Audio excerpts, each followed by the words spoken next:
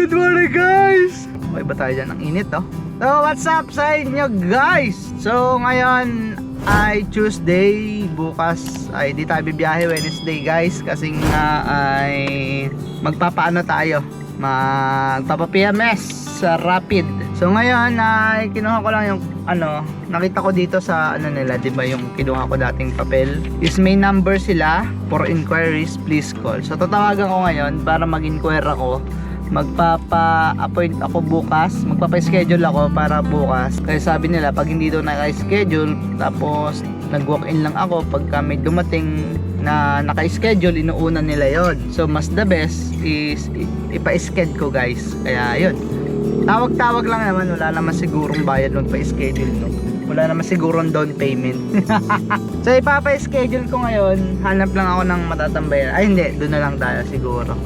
Kasi titigil din naman tayo dun eh. So mahal na araw na sa Makalwa. So tatry ko sa Thursday kung okay ba ang biyahe guys. Pero pag hindi ayos yung biyahe, kasi madami din namang uuwi talagang madami magninilay-nilay. Tapos sarado yung mga malls, no? So hindi ko alam kung malakas ba ang biyahe ngayong Semana Santa na to. Pero let's try. Thursday tatry ko magbiyahe. Pero pagka hindi umubra, pagka mahina talaga, baka umuwi na lang akong Quezon. Hindi ko alam. So bahala na, hindi ko pa sigurado eh. Ngayon lang kasi ako bibiyahe ng mahal na araw eh. Diba last year na-activate naman tayo, September na tayo, or August tayo nag-start mag-grab. So yun na nga, ngayon ay sana ganito lang maghapon yung ulap, no, para hindi ganun kainit guys.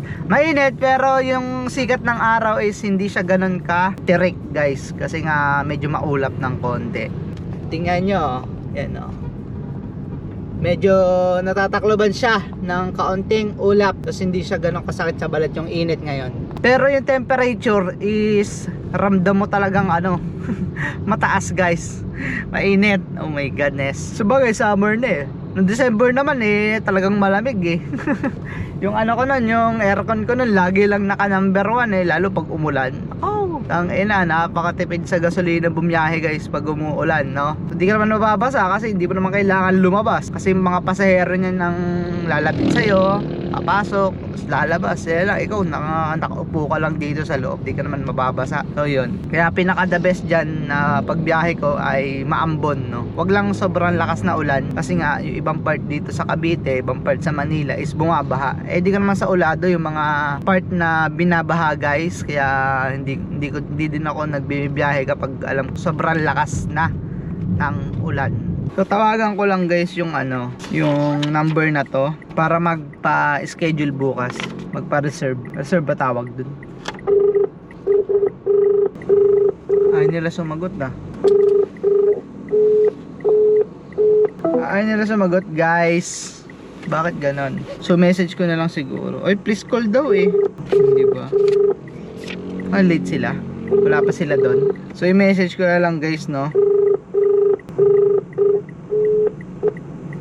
Diba yun nila sumagot. Good morning po. Magpapa-schedule po ako PMS.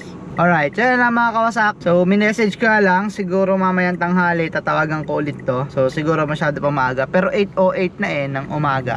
Baka wala pa sila doon. So yun lang mga kawasak, mamaya na lang ulit. So mga kawasak, may booking tayo papunta na SM Dasmariñas, Cavite. So ang feeling ko dito ay naisakay ko na to guys, no? Nung nakaraan, nung bago tayo lagnatin, nung Friday ba yun? Oo nga, yung pinakauna at huli nating booking, tapos umuwi na tayo agad, is ito yun, no? PWD. Tapos parang dun din yung dun din yung address niya ng pagpipick upan natin, no? What a coincidence. So bihira lang naman mangyayari na maisakay ulit natin yung mga nagiging pasahero natin. So mga kawasak, first booking 198 pesos. So naka-off nga yung saver natin, pero ang kalaban naman natin ay PWD, senior citizen at student guys. Yun naman yung pumalit, no? Pero mas maganda na yun kaysa saver, kasi napakababa talaga kapag saver account. Kapag naka-saver na booking, pass tayo dyan, lods. Diba malapit lang naman tayo sa SM. So ang ginawa ko, dahil sa natatay ako, umuwi muna ako. Tumahay muna ako dito sa bahay guys. Kasi yun, ngayon, sumaglit lang talaga ako dyan. Siguro mga 30 minutes din. So alis na ako dito kasi nga napakainit ng ating tarima doon ng parking natin. So doon na lang ako sa shop mag-aantay ng booking. So sana may makuha tayo pa Imus o kaya Bacoor kasi ang daming pasahero doon eh. Kahapon 'di ba? Nakamagkano tayo doon no? Na oras tayo natapos 4:30 magbiyahe, naka 2,000 tayo. Alas 8 na tayo mahigit nagsimula. So dito muna ako sa shop mag-aantay ng booking guys kasi may nakukuha naman ako dito eh. At least 1 hour, katagalan na yung 1 hour na pag-aantay. Pag wala ay saka ako mag-rolling. After 1 hour guys, meron tayong booking. Papunta naman ng Bailiff. Malapit lang to. Papunta ng Gentry to guys, yung ating booking ngayon. 100 ano nga lang eh, 129 nga lang eh. So parang tinatamad ako magbiyahe ngayong maghapon eh. Ano? Umaga pa lang, tinatamad na ako bumiyahe. So mga kawasak, dito ako nagtambay kay na boss, kay na paring Carl. Boss Carl na tuloy. Kumpare ko na nga pala yun, kaya pare na lang dapat itawag natin. Pero ang kakapanghinayang namang hindi bumiyahe guys, kita nyo naman yung ano, yung kalangitan. Sobrang ano, maulap, no? So hindi siya ganyang kainit. Kaya gusto kong pagsamantalahan yung ganyang panahon na hindi ganong kainit para bumiyahe. Kasi hindi ganong kalakas na aircon yung kakailanganin nating i-on kapag kaganyan, no? O diba guys, saglit lang. Tinaglit lang natin tong Bailiff. So saglit lang tayo nakapunta dito. Ayos naman. 100 plus na tayo. So binayad nila ay 143 pesos. Binigyan tayo ng 150. Okay na daw. So di ka lang sana papunta. Siguro pabalik ulit ako ng shop. Or di ko alam eh, may bantay oh. Nakapag-park sana dito kasi may bantay guys. Ay nako, wala tayong magagawa. Hindi tayo makakatambay dito sa hotel na to. Pwede sana dito eh no. Kakain na ako. Ano oras na kasi? Alas 11 na. So mga kawasak, so ang galing oh. Kasi naisakay natin is ito lang dapat pamasahe niya, 147 pesos, 24 pesos yung kay Grab. Tapos binayaran niya 197, tapos penalty from previous ride 50. Di ko alam kung bakit ano. So kinancel daw ng pasahero ng una niyang nabook yung booking niya kasi ayaw niya pumasok dun sa school. Tapos ngayon sa akin napunta yung penalty from previous ride. I mean, bakit binigyan ako ng 50? Eh di ba ang alam ko lang naman dun, pag binibigyan ka ng 50 ay pagka no show, 5 minutes no show yung pasahero mo, pag kinancel mo may 50 ka. Pero yung kinancel ngayon na pasahero sa ibang rider o ibang driver ang nag-cancel tas tinanggap ko. Ang galing oh, meron ng 50 pesos na makukuha pag tinanggap mo yung cancel na booking. So kain tayo guys. Ulam natin ay hindi ko lang kung tawag dito. Nakita ko lang to sa TikTok. Ginaya ko lang. Pork chop to, alempo na minarinate ko din, tapos pinarito, tapos iginisa sa sili, bawang, sibuyas, at lara. So antayin ko yung booking nila. Baka pumasok sa akin yung booking nila guys. Parang pakinig ko papunta ulit sila ng, papunta naman sila ng SM eh. So dito lang ako malapit sa kanilang bahay. So dito na din ako kain. So guys, sa gitna ng aking pagkain kanina ay may natanggap tayong booking papunta ulit dito sa Bailiff. Graduation nata dito or recognition guys. So hindi ko naubos pagkain pa ako. Kaya ngayon tapusin natin dito sa Bailiff. Papaspasan ko na para kung may sakali mang magka-booking ulit tayo, tapos na tayo kumain. So sana hindi tayo paalisin dito no. Yun ang biyahe. Pangit lang siguro yung una kong napag-drop offan. Kasi SM agad agang aga eh. Pero malas 9 pa lang nasa SM tayo. Kaya umuwi muna tayo. Tsaka kayo natatay talaga ako. My God.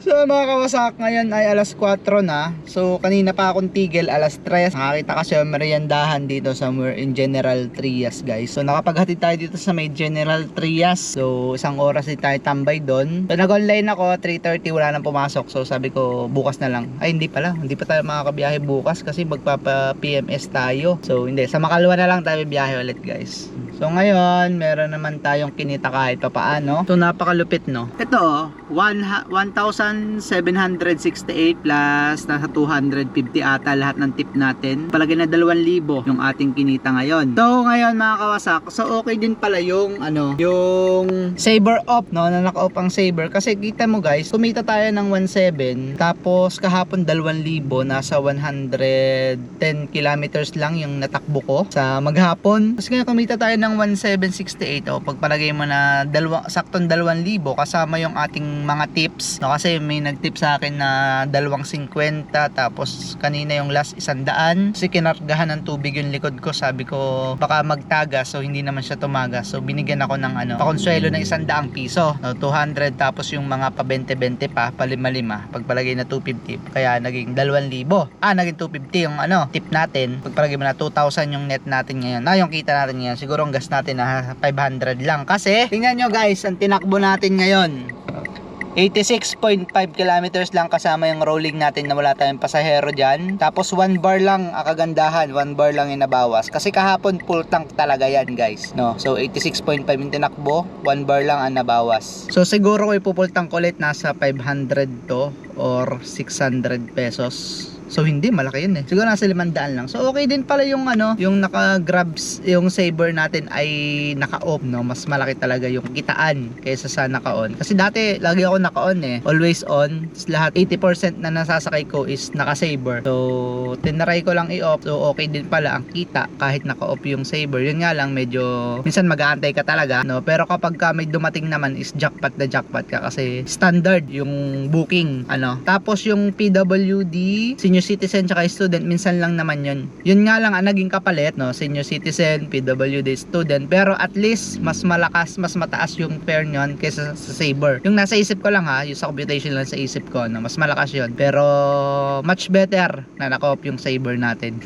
So hindi ko naman hinihikayat na i-off nyo yung saver nyo. Kumbaga kung hindi naman rush hour at matumal yung booking, pwede nyo i-on yung inyong saver, toggle switch ng saver nyo para may mga pumapasok na saver guys. Pero kung rush hour is much better na naka-off ang inyong saver guys, no? Para at least sa dami ng booking, puro standard lang ipapasok sa inyo, Tela mga kawasak, bukas hindi ako mag-vlog, magpapa-PMS ako nitong sasakyan. Tapos pag may oras pa ako ay magpapalinis ako ng CVT ng ating Honda Click, kasi ilang months na yon, siguro may 6 months na yung hindi nalilinis, kasi minsan lang naman talaga magamit yun Tapos after nun, siguro pagupit na din ako kasi ang haba na ng buhok ko. Kung pag may oras pa ako, and then yun, mahal na araw, biyahe tayo guys.